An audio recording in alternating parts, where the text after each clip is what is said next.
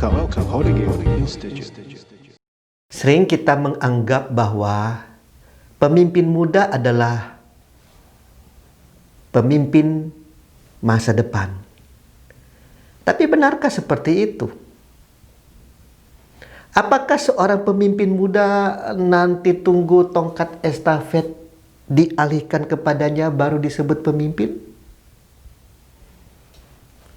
Pada saat ini perkenankan saya untuk menyatakan bahwa seorang pemimpin muda adalah seorang pemimpin hari ini yang sedang dipersiapkan untuk menjadi pemimpin hari depan.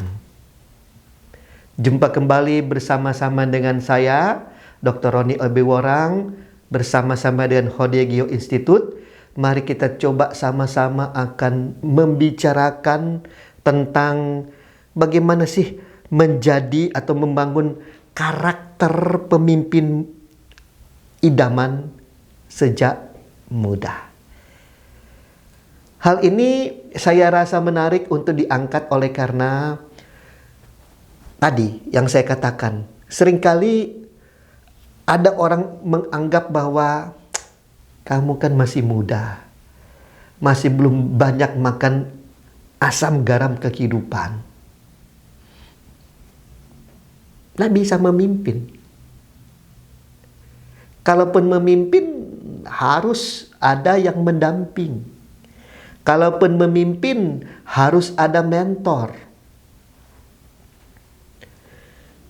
Di dalam kita menghadapi pandemi COVID-19 yang membuat hampir semua sektor kepemimpinan, lini kepemimpinan nyaris porak-poranda, maka kita akan melihat bahwa sebenarnya kehadiran pemimpin muda ini adalah kehadiran yang sangat didambakan oleh banyak orang.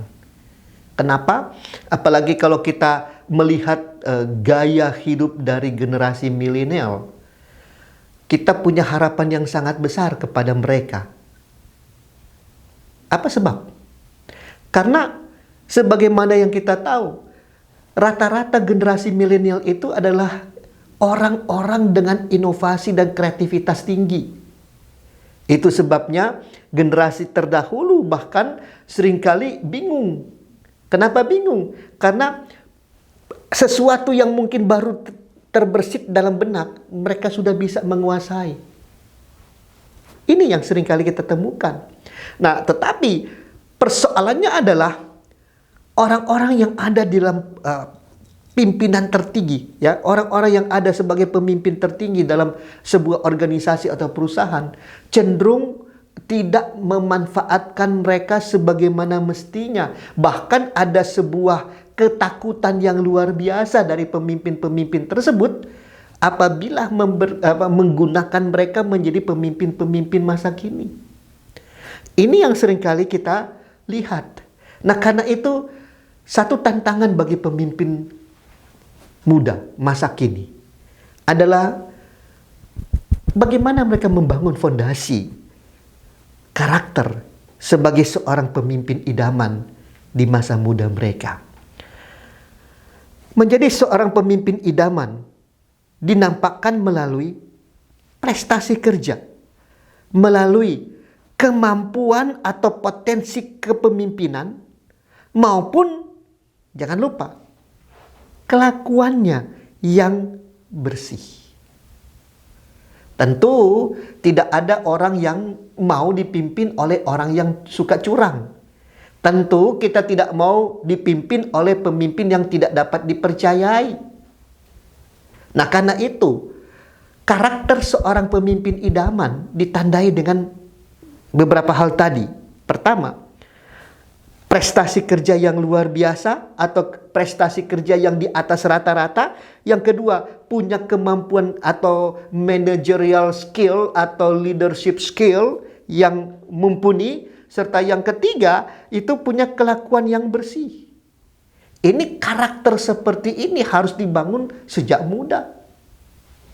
Mengapa harus dibangun sejak muda? Karena semakin tua seseorang, maka kalau orang itu tidak mampu membangun kepribadian yang dewasa, kecenderungannya semakin tua, semakin sulit untuk dibentuk.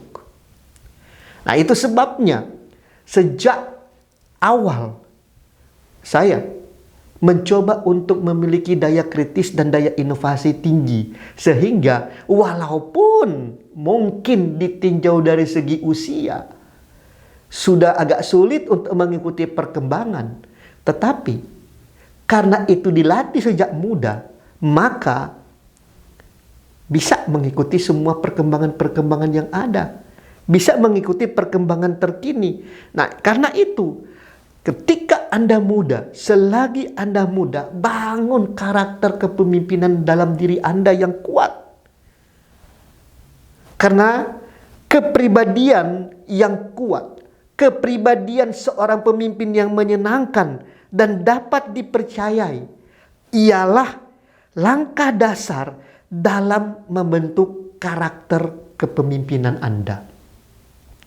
Itu sebabnya selagi masih bisa dibentuk, maka bentuklah formasi kepemimpinan Anda sejak dini. Nah, hal-hal yang perlu dipersiapkan oleh seorang pemimpin muda dalam membangun karakter kepemimpinannya adalah yang pertama, memahami terlebih dahulu apa itu pemimpin idaman. Lalu kemudian tahu apa tanggung jawabnya sebagai seorang pemimpin idaman. Dan yang ketiga, dia harus terbukti sebagai pemimpin yang memiliki integritas. Mari kita coba mendalami yang pertama, pengertian pemimpin idaman. Seorang pemimpin idaman adalah ditandai dengan 4 hal. Yang pertama, memiliki panggilan sebagai seorang servant leader. Menjadi orang dengan panggilan sebagai seorang pemimpin pelayan.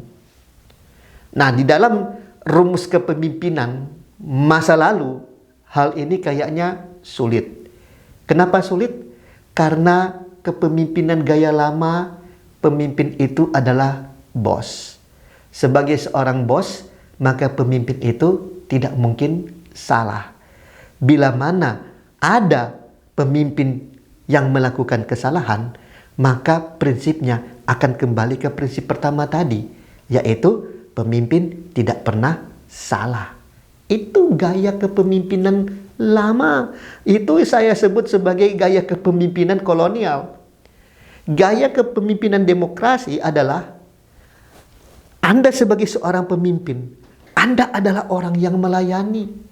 Sebagai orang yang melayani bagaimana? Pertama, Anda bisa dikritik. Yang kedua, Anda mengutamakan kepuasan orang lain. Dan yang ketiga, oleh karena Anda mengutamakan kepuasan orang lain, maka pasti kinerja kepemimpinan Anda adalah kinerja kepemimpinan yang sangat-sangat memuaskan. Ini ya, seorang pemimpin idaman itu yang seperti itu, yang pertama. Yang kedua, seorang pemimpin idaman itu adalah seorang yang tahu membina hubungan, tahu menjaga relationship dengan orang yang dipimpinnya. Seorang pemimpin idaman itu siapa saja bisa masuk ke dalam ruang kerjanya.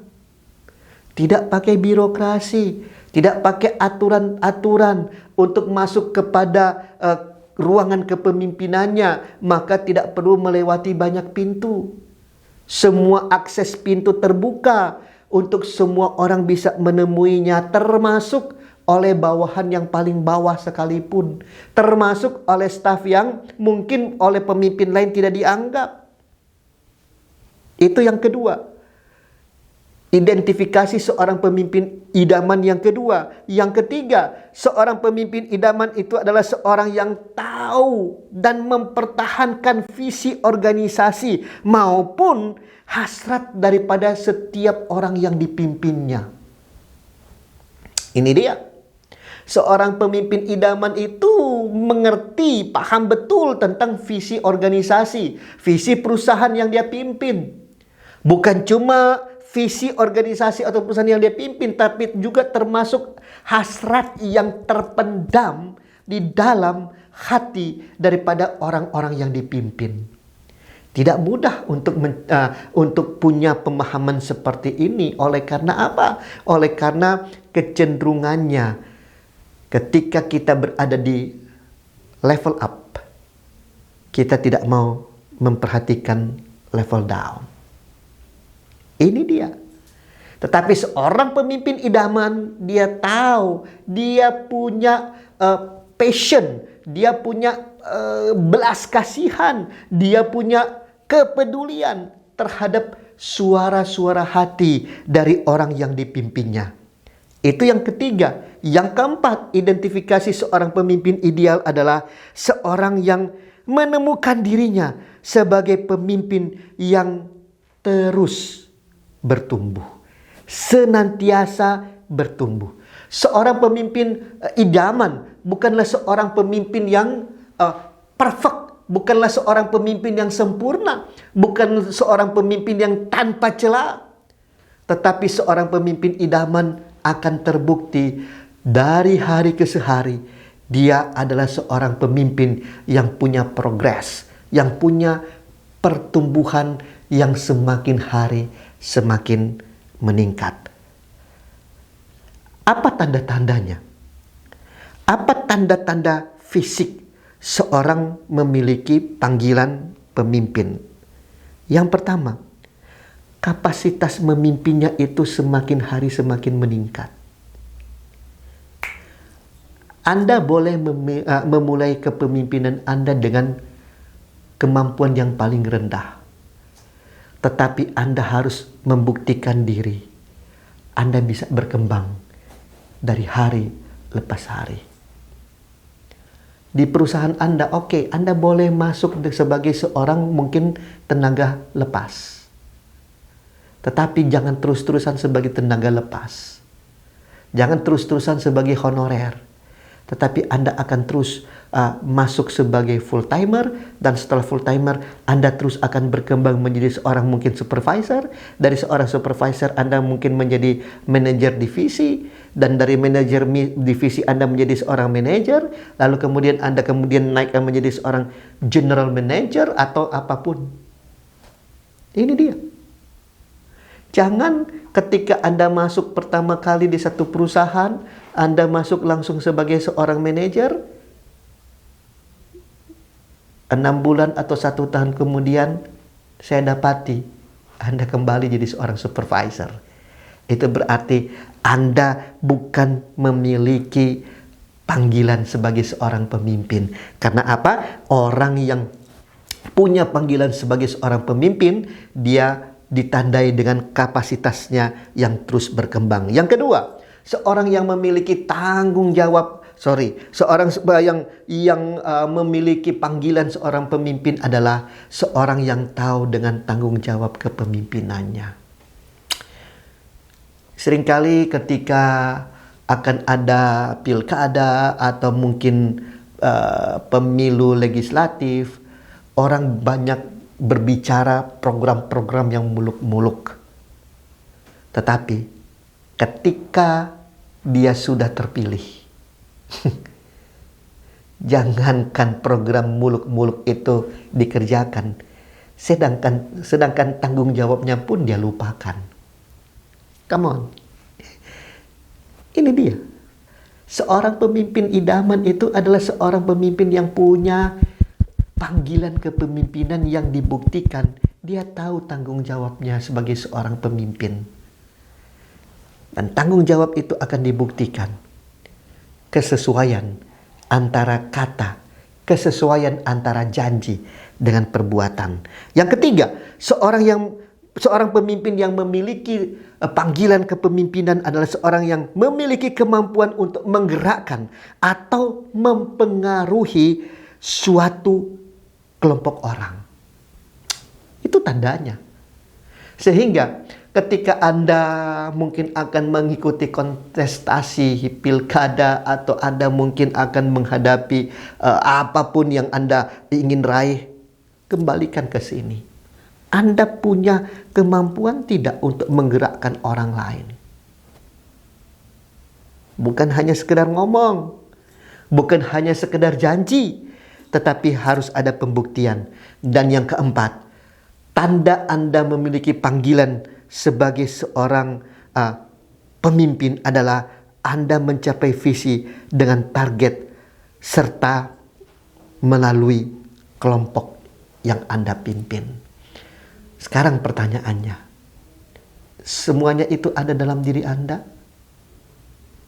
Jika itu ada, Anda berpotensi menjadi seorang pemimpin idaman. Dari hal ini kita boleh melihat bahwa seorang pemimpin idaman itu adalah seorang pemimpin yang terus berkembang. Dari mungkin yang tidak punya kompetensi apapun, yang tidak memiliki kapasitas apapun, menjadi seorang pemimpin yang dewasa. Ini yang disebut sebagai seorang pemimpin idaman. Ada tanda-tanda kedewasaan di dalam kepemimpinannya. Sehingga kita boleh melihat bahwa seorang pemimpin idaman itu, nanti Anda boleh lihat di dalam slide, bahwa dia akan mengalami yang namanya dia akan datang pertama kali masuk dalam dunia kepemimpinan, yang ditunjukkan kemudian dia mengalami grow, dia mengalami pertumbuhan, di mana potensi-potensi kepemimpinannya mulai nampak dan kemudian mulai bertumbuh. Lalu kemudian mulai dia serve, dia mulai mengerjakan semua potensi, semua kapasitas kepemimpinannya itu dia pakai untuk melayani banyak orang. Sehingga dari itu dia mulai memimpin, dia mulai yang namanya lead. Dari hal ini kita boleh lihat, inilah langkah-langkah yang akan membuat Anda menjadi seorang pemimpin idaman. Dari Anda muda, ini perlu dibentuk di dalam diri Anda. Sehingga kita boleh melihat bahwa seorang pemimpin idaman itu memiliki ciri. Pertama, dia memiliki visi. Dari visi itu dia tahu apa yang harus dia buat dalam bentuk misi. Dari dia tahu misi yang harus dikerjakannya, maka dia tahu kelengkapan dasar apa yang dia butuhkan. Dan dari kelengkapan dasar, dia tahu, oh, saya ini masih kurang di sini, saya ini belum terlalu mahir di sini. Sehingga dia akan mulai terus mencari pengetahuan, mencari pengalaman. Akibatnya, pengetahuan dan pengalamannya akan terbukti sebagai pengetahuan yang terus berkembang. Sehingga dengan hal itu maka dia boleh mempergunakan karunia kepemimpinan di dalam menjalankan tugas kepemimpinannya. Yang terakhir kita akan coba lihat, apa sih tanggung jawab seorang pemimpin idaman? Seorang pemimpin idaman yang pertama ditandai dengan tanggung jawab pemimpin sehubungan dengan visi dan misi kepemimpinan. Ada apa yang harus dibuktikan di sini? Kalau kita perhatikan bahwa seorang pemimpin idaman itu, dia memiliki tanggung jawab untuk apa? Untuk memahami sebagai leadership calling. Ya, dia punya leadership calling sebagai seorang pemimpin. Pemimpin yang melayani. Itu tanggung jawabnya yang pertama. Dia harus terbukti sebagai seorang pemimpin yang melayani. Yang kedua, tanggung jawab pemimpin idaman sehubungan dengan visi misi kepemimpinan adalah dia mampu menjelaskan. Ya, dia tahu menjelaskan kepada orang lain secara komunikatif. Sehingga sebenarnya seorang pemimpin idaman adalah seorang komunikan yang menarik. Dia tahu bagaimana menyampaikan informasi-informasi. Dia tahu bagaimana mentransformasi apa yang menjadi pengetahuannya, apa yang menjadi visinya, apa yang menjadi misinya. Dia tahu mengkomunikasikannya secara baik. Yang ketiga, membentuk dan mengarahkan yang namanya winning team. Dia harus bisa. Karena tidak ada seorang pemimpin yang dapat memimpin seorang diri. Dia membutuhkan yang namanya winning team. Dia membutuhkan yang namanya tim pemenang. Ya. Tim pemenang di sini bukan cuma karena ada pilkada atau pilwako, bukan cuma masalah itu. Tetapi winning team, tim pemenang ini adalah untuk Anda dan winning team itu mampu dituntun kepada pencapaian visi misi kepemimpinan itu sendiri. Sehingga kita boleh melihat bahwa inilah sebenarnya tanggung jawab seorang pemimpin idaman sehubungan dengan visi misi kepemimpinan. Yang kedua, apa tanggung jawab seorang pemimpin idaman sehubungan dengan tugas kepemimpinannya? Saya melihat ada beberapa hal penting di dalamnya. Yang pertama, memastikan semua staf itu sudah memahami, sudah bisa ikut visi kepemimpinannya. Harus bisa dipastikan. Kenapa? Karena visi kepemimpinan itu adalah tujuan akhir, sasaran yang akan dicapai, sasaran yang akan diraih, goal yang diharapkan. Nah, seorang pemimpin idaman, dia harus bisa memastikan sebelum semuanya bergerak. Hal itu harus dia pastikan. Yang kedua, dia harus bisa mengorganisir staf. Dia harus bisa mengorganisir tugas dan perlengkapan penunjang lainnya. Sehingga pencapaian visi misi itu akan mudah diraih. Yang ketiga,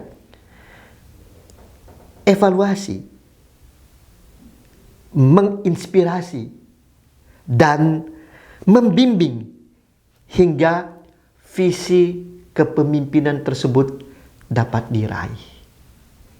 Karena itu, dari hal-hal yang saya sudah jelaskan, ternyata menjadi seorang pemimpin idaman itu sebuah hal yang realistik. Sebuah hal yang bisa Anda raih. Karena itu, mari kita tidak hanya cukup puas menjadi seorang pemimpin dengan sebuah jabatan mentereng. Kita tidak harus hanya puas dengan yang namanya punya posisi. Menjadi pemimpin yang dikenal oleh banyak orang. Bukan cuma itu. Tetapi, apakah kita bisa menjadi seorang pemimpin yang didambakan, yang diinginkan, yang diidamkan oleh banyak orang? Perhatikan di sini. Banyak mata tertuju kepada seorang pemimpin. Baik itu orang-orang yang ada internal, yang ada dekat secara internal dengan pemimpin tersebut, maupun ada orang-orang yang sedikit jauh di eksternalnya. Semua mata tertuju kepada pemimpin itu. Pertanyaannya, apakah Anda bisa menjadi seorang pemimpin ideal? Seorang pemimpin idaman? Seorang pemimpin yang selalu didambakan oleh banyak orang? Saya yakin Anda pasti bisa. Karena itu, coba tinggalkan paradigma kepemimpinan yang lama. Oleh karena mata banyak orang tertuju padamu. Mata banyak orang sedang mengamati ketika engkau menjalankan kepemimpinan Anda. Pasti Anda bisa. Bersama-sama dengan Hodegyo Institute, Anda akan dituntun untuk menjadi seorang pemimpin idaman. Bila mana ada pertanyaan, bila mana Anda membutuhkan bimbingan yang lebih lengkap, lebih jauh, silakan hubungi kami, Hodegyo Institute, dan Anda akan dipersiapkan untuk menjadi seorang pemimpin idaman.